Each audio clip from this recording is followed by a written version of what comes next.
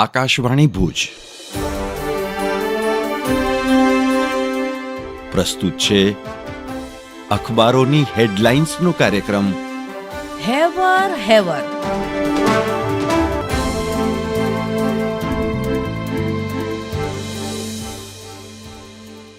નમસ્કાર, હું શ્વેતા સુથાર. કચ્છ મિત્રના પહેલા પાનાની હેડલાઇનમાં સુપ્રીમનો સવાલ છે, પેપર લીકના ગેરલાભાર્થી કોણ એ કહો. નીટ પરીક્ષા વિવાદ પર સુનાવણી કરતા અદાલતનો એનટીએ, સીબીઆઈ અને કેન્દ્ર સરકારને જવાબ આપવા નિર્દેશ. કચ્છ મિત્રના પહેલા પાને અન્ય એક હેડલાઇનમાં પુતિન કહે છે, મોદીજી આપનું જીવન ભારતને સમર્પિત. રશિયા પ્રવાસે પહોંચેલા વડાપ્રધાનનું પોતાના નિવાસ સ્થાને તેડી જઈ રૂસી રાષ્ટ્રપતિએ સ્વાગત કર્યું. કચ્છ મિત્રના છેલ્લા પાને અન્ય એક સમાચારમાં સગીરા સાથે દુષ્કર્મ કેસમાં માંડવીના આરોપીને આજીવન કેદની સજા. 6.5 વર્ષ જૂના કેસમાં સ્પેશિયલ કોર્ટનો ધાક બેસાડતો ચુકાદો.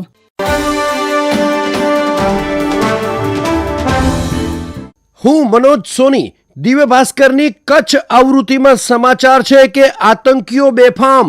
6 આતંકવાદીનો સફાયો થયાના 24 કલાકમાં જ હુમલો.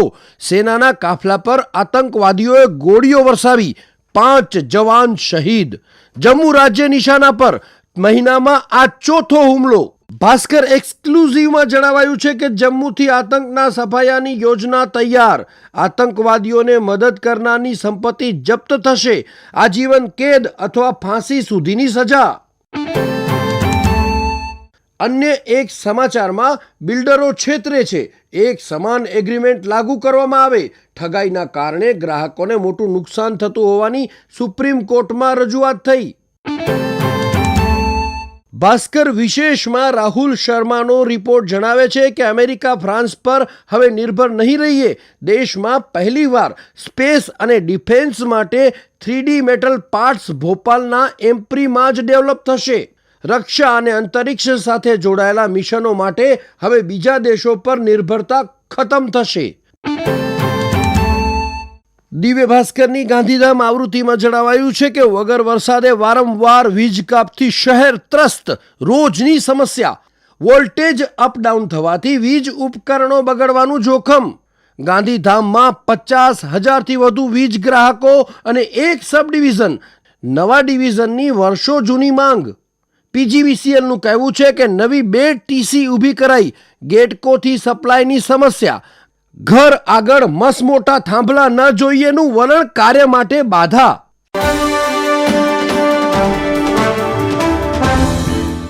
હું ચિત્રા ચૌધરી. સંદેશના પહેલા પાને લાલ અક્ષરમાં હેડલાઇન છે, મુંબઈમાં જળ પ્રકોપ. 6 કલાકમાં 12 ઇંચ વરસાદ. નીચાણવાળા વિસ્તારોમાં જળબંબાકાર. 50થી વધુ ફ્લાઇટ્સ રદ. અનેક સ્થળે રેલવે ટ્રેક પર પાણી ભરાયા. રત્નાગીરી અને સિંધુદુર્ગમાં પણ રવિવારથી અનરાધાર વરસાદ. આર્થિક રાજધાની પાણી પાણી. રોડ, રેલવે અને હવાઈ વ્યવહાર ખોરવાયો. શાળા, કોલેજો, ઓફિસોમાં રજા જાહેર કરાઈ. આજે ઓરેન્જ એલર્ટ.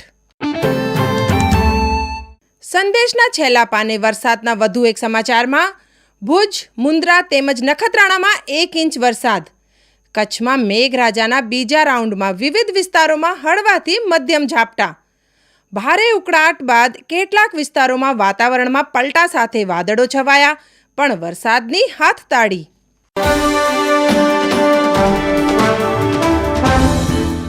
હું કેવિન સોની. ગુજરાત સમાચારની કચ્છ આવૃત્તિમાં સમાચાર છે. ગાંધીધામમાં પત્નીનો વિયોગ સહન ન થતાં 9મા દિવસે પતિનો આપઘાત. 8 મહિનાના ગર્ભ સાથે પત્નીના આપઘાત બાદ પતિની અનંતની વાટ. 2 વર્ષ પહેલાં પ્રેમલગ્ન કર્યા હતા. પત્ની પછી પતિએ પણ ગળે ફાંસો ખાઈ લીધો. દંપતીની બાજુમાં જ દફનવિધિ કરાઈ. અન્ય એક સમાચાર છે, કચ્છમાં સત્તાવાર ભ્રૂણ પરીક્ષણ માટે 7 હોસ્પિટલને માન્યતા. વિશ્વ વસ્તી દિને લોકજાગૃતિ સેમિનાર યોજાશે. પીસીપીએનડીટી અંગે કાયદાકીય સમજ આપવા શિબિર. શાળાઓમાં વક્તૃત્વ સ્પર્ધાના આયોજન થશે.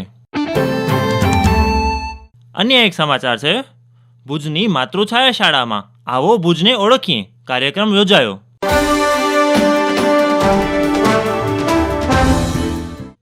નીરજ મચ્છર. ESPN ક્રિકઇન્ફોનો અહેવાલ. અભિષેક શર્માએ ભારતની ત્રીજી સૌથી ઝડપી T20I સદી ફટકારી. અભિષેક શર્મા સળંગ 3 સિક્સર વડે સદી ફટકારનાર પ્રથમ ભારતીય. શુભમન ગિલે પણ કંઈક આવું જ કર્યું છે, પરંતુ તેની બેક ટુ બેક સિક્સ તેને 2023માં ન્યૂઝીલેન્ડ સામેની ODIમાં 200 સુધી લઈ ગઈ હતી. અભિષેકે માત્ર 46 બોલમાં સદી કરી, જે મેન્સ T20Iમાં ભારત માટે ત્રીજી સૌથી ઝડપી સદી રહી છે.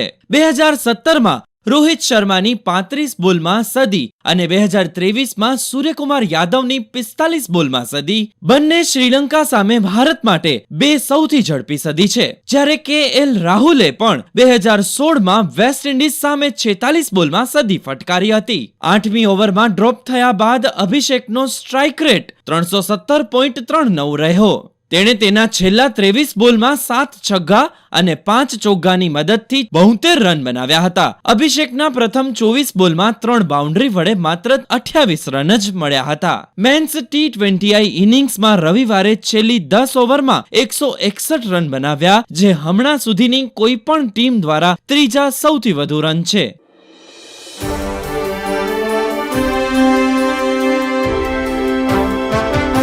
અખબારોની હેડલાઇન્સનો કાર્યક્રમ હેવર.